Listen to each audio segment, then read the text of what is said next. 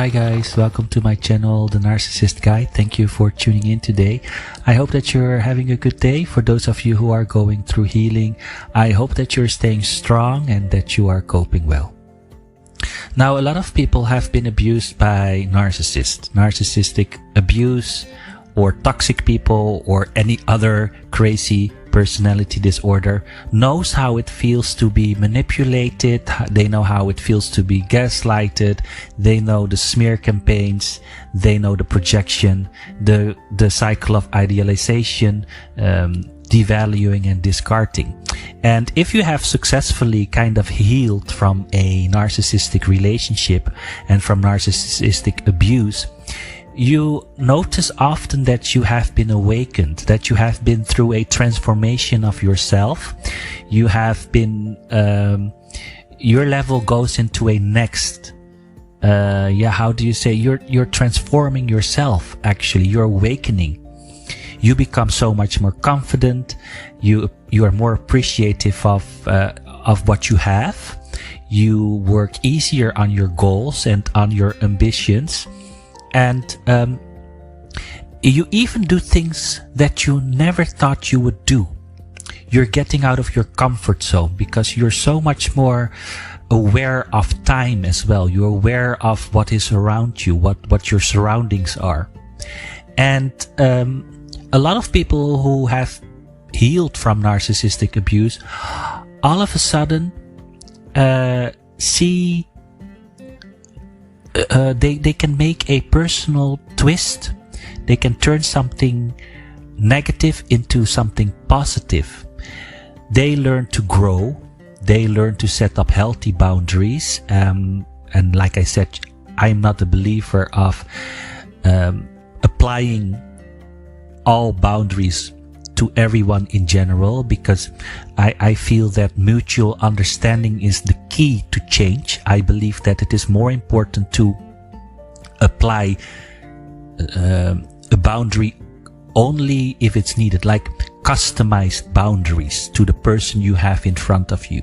And I customize boundaries a lot because I find that you're dealing with so many people and you cannot apply the same boundary to every person you have in front of you, because that person is maybe in a different stage of life, in a different phase of life, and you cannot do it. You cannot apply that boundary just in general.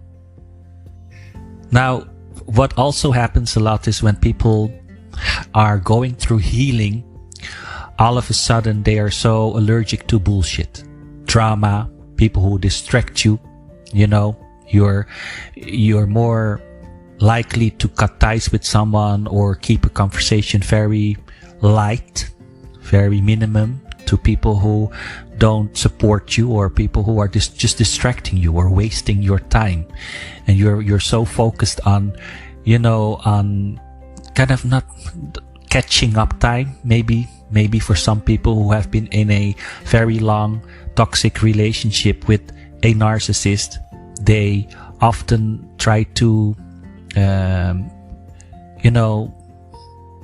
catch up with the time they've lost, because you have been in a relationship where you were actually blocked from growing. Your healthy concept of life has been taken away by a toxic person or a narcissist. And you're going to catch up for the time that you've lost. Now, how can you deal with toxic people after narcissistic abuse? That's a very hard one for some people. But if you notice that someone is toxic, and most people who have been through narcissistic abuse, they can smell a narcissist miles away. They can smell them. They can just smell them.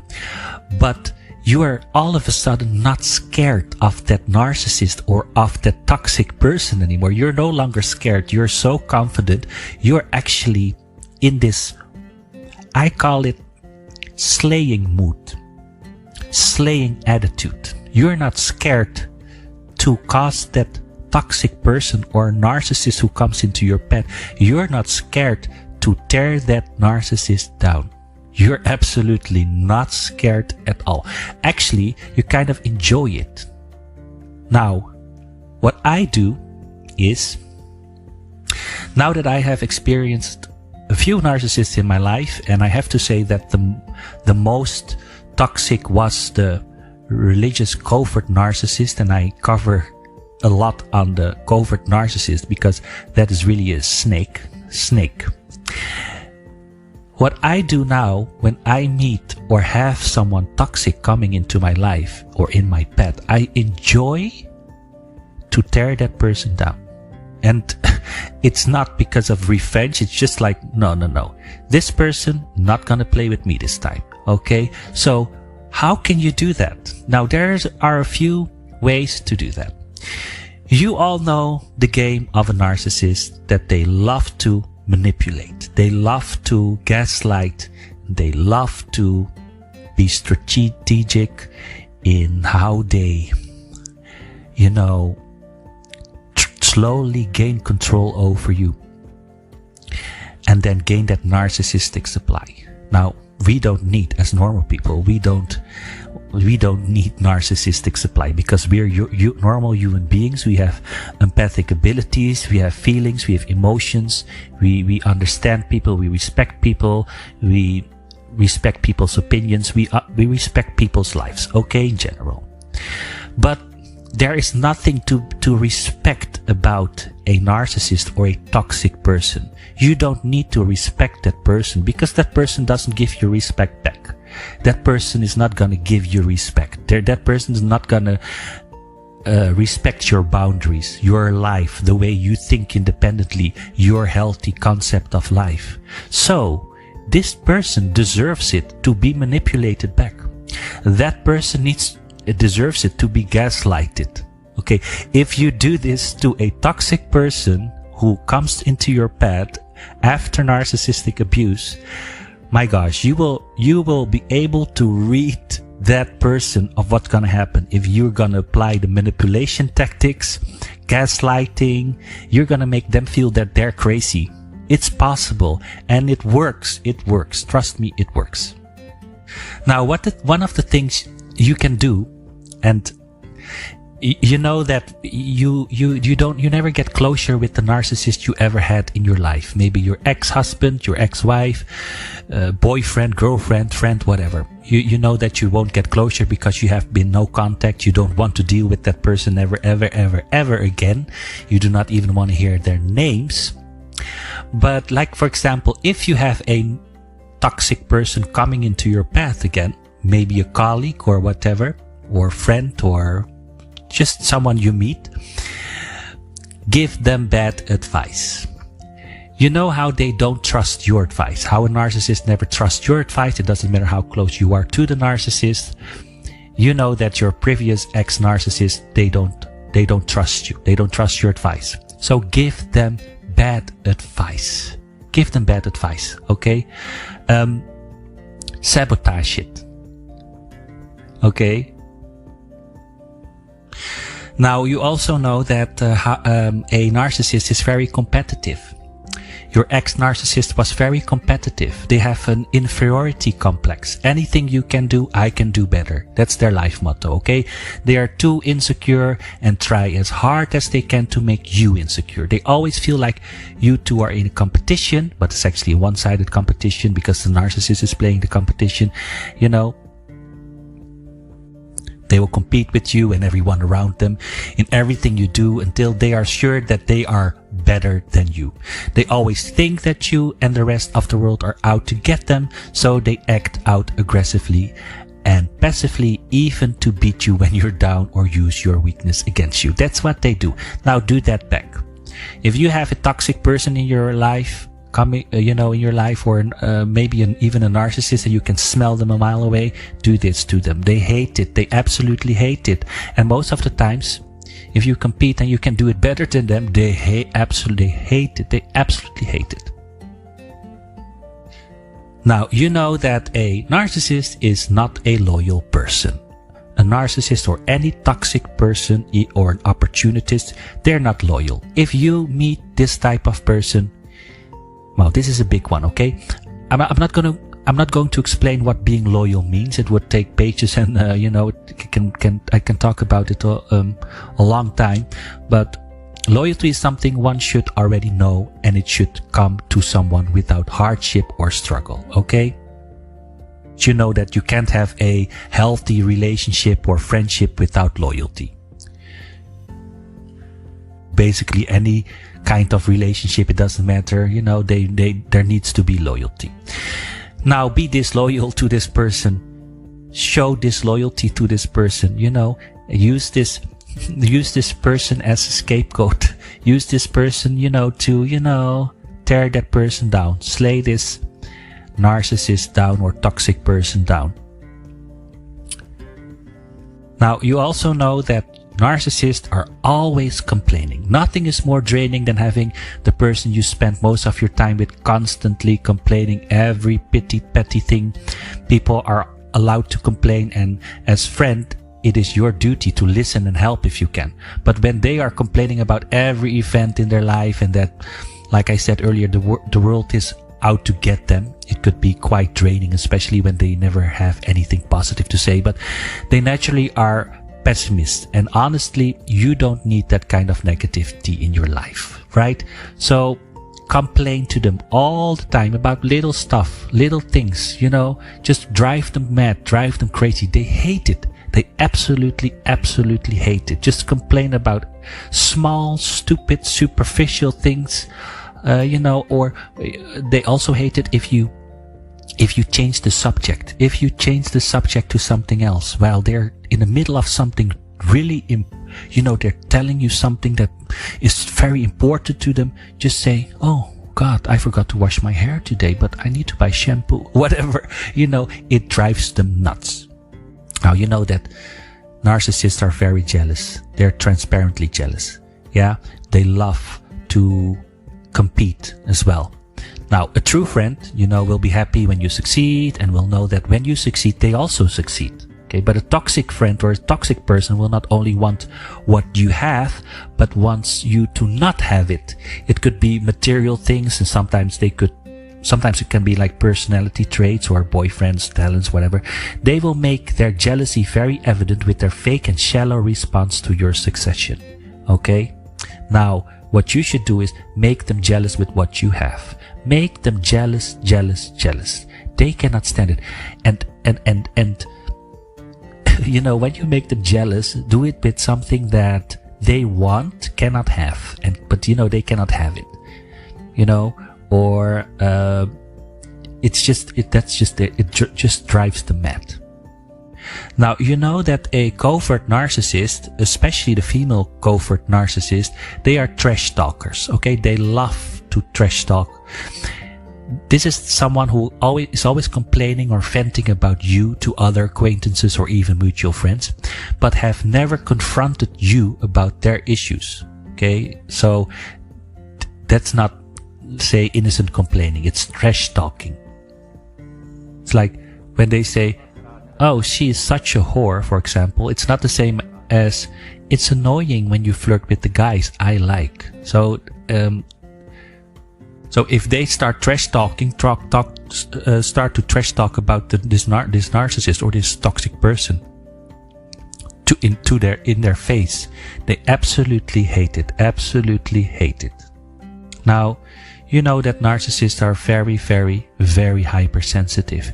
They cannot receive feedback in a normal way. Even if it's the most logical feedback you give to a narcissist, they hate it. They are so hyperly oversensitive. Okay? You always have to be very careful to what you say, or what you tweet, or what you put on your Instagram captions, whatever. They will always think you are indirectly talking about them. That's why they have that inferiority complex. Okay, I mentioned that earlier. So just use that hypersensitivity of them. Use that against them. They absolutely hate it if you do that. Now, you know that narcissists are very, very self-centered. They love the spotlight. Well, there's a difference don't confuse yourself between being confident and being self-centered, okay? Because they are polar opposites. Okay, but what you can do is, when they take focus, when they want to be in the center of attention, take that complete center away again by talking about something completely different. Change the focus to something else. They absolutely, absolutely hate it. Now, you know that you always have to choose sides with a narcissist. You always have to choose their side, and you have to believe in their opinions. You have to agree with their opinions. They expect you to be just as fake as they are. Okay, a toxic friend will give attitude, the cold shoulder, or completely bicker with you because you don't agree with their harsh, irrational judgments of other people. They will talk crap about strangers or other friends and hate the fact that you either don't agree or you defend them. And they actually want you to be as fake and judgmental as they are.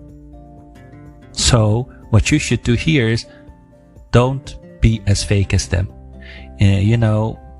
Don't agree with their irrational, harsh judgments of other people. Don't agree with their crap. They hate it if you do that.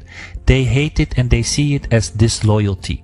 Okay, they hate it and they truly see it as you're not being loyal to them. Well, you don't want to be loyal to them in the first place.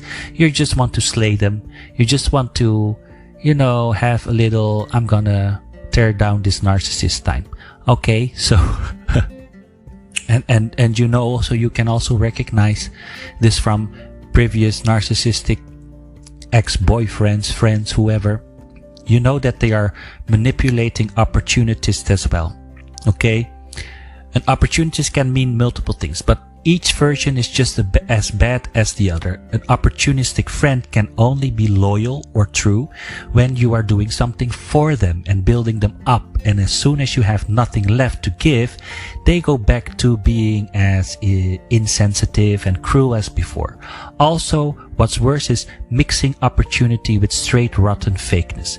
If your toxic friend or girlfriend is always complaining and talking crap about mutual friends, then happens to love them when you guys get into a fight or an argument, then that's as toxic as it comes. You recognize this, okay? Some will go as far as manipulating the situation, so those friends end up thinking you're the one who has been talking crap about them. That is what a narcissist does as well. So all of a sudden, when you have a fight, they talk good about the other person. So in this case, you should be very honest to this toxic person or new narcissist and tell them exactly how fake they are. Tell them how they are so fake and that you have noticed how fake they are. Okay, they cannot stand it if you tell them the truth. They cannot stand it if you hold them accountable. They absolutely, absolutely hate it. And this is very easy for you to do. So easy for someone who has been through narcissistic abuse, someone who has healed, someone who can smell a narcissist 10 miles away. It is very easy to open your mouth and tell the narcissist or that toxic person just as it is, and that is such a satisfying feeling, because this narcissist, this toxic person will run, and this person will never come back, okay? Because they know that you're onto them. They know that you know who they are. They know it very, very well. Narcissists are not stupid. Toxic people are not stupid, okay? And even opportunists is very smart and strategic. Okay, so, and you as a survivor and a winner, you are standing so confident and you are so much more assertive. You know exactly what to say to shut them down. Okay, so when playtime is over and you want to get rid of them, you better do it as soon as possible. But you know what I mean? I'm not saying this like, okay, this is not a podcast about like, let's take revenge. No, but this is you, a transformed person who has dealt with so much abuse, narcissistic abuse, for months or years and years. Okay, and then you have this attitude of how dare a new narcissist come coming into my path and think that he can or she can play me again. You have the attitude of, no, not this time. And if you have a covert narcissist, a female covert narcissist, slay them down, tear them down, and then get rid of them and make sure that they know that you know that they are a narcissist. Now, that is what I wanted to talk to you about today. I hope that it was interesting. And again, guys, this is not about taking revenge, but those of you who have been through narcissistic abuse you can relate to this. This is the feeling you have when you are healed and you are so much more confident and you're like, okay, I am starting to get immune to toxic people. I'm starting to get immune to narcissistic behavior or abuse, because you can see right through them. You understand exactly who they are. You can smell them, like I said, miles away.